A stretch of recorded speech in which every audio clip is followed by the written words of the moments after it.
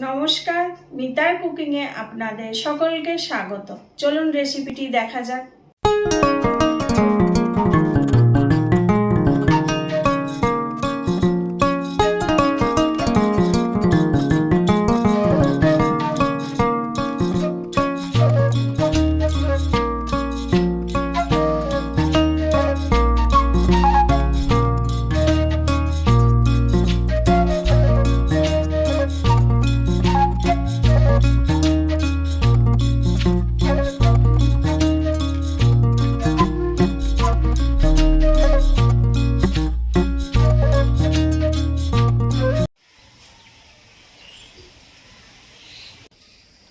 চলে এসেছি বাইরে রান্নাঘরে রান্না করতে। এখন দুপুরবেলাকার রান্না হবে আলু দিয়ে শিম পেঁয়াজ কলি ভাজা।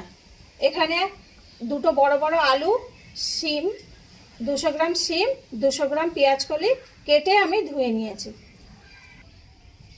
এটা ভাজতে যা যা লাগবে, এখানে আছে লবণ, সর্ষের তেল, এখানে আছে 5-6টা কাঁচা লঙ্কা চেরা আর হলুদ।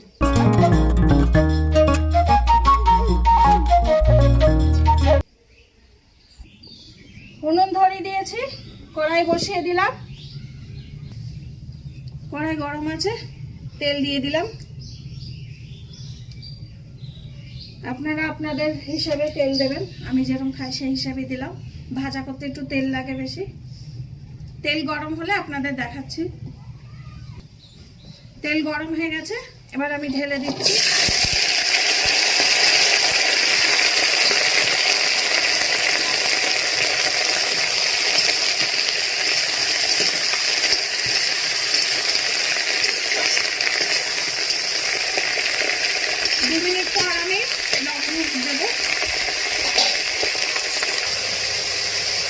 এবার হলুদ দিয়ে দেবো, 1 চামচ হলুদ দিয়ে দিলাম।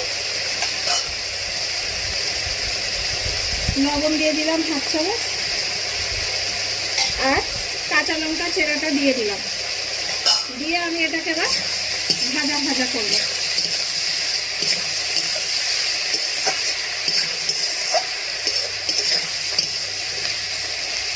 10 মিনিট পর আপনাদের দেখাচ্ছি।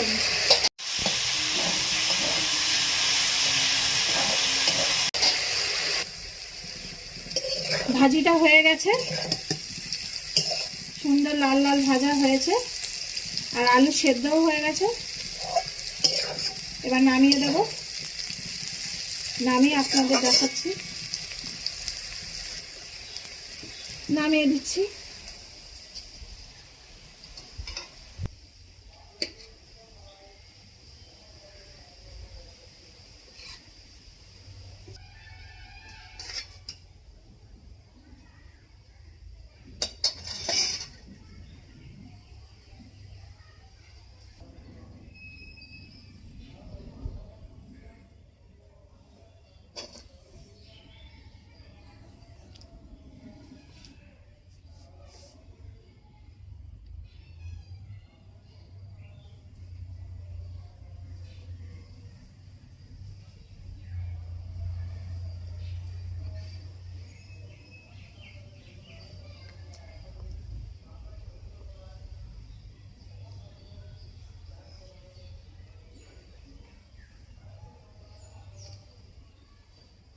ছোট ছেলেকে এখন আলু দিয়ে শিম আর পেঁয়াজ কলি ভাজা দিয়ে ভাত দিয়েছি খেতে।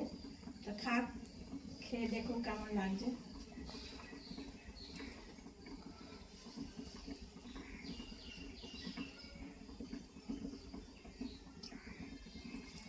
খুবই ভালো হয়েছে, অনেক ভালো হয়েছে।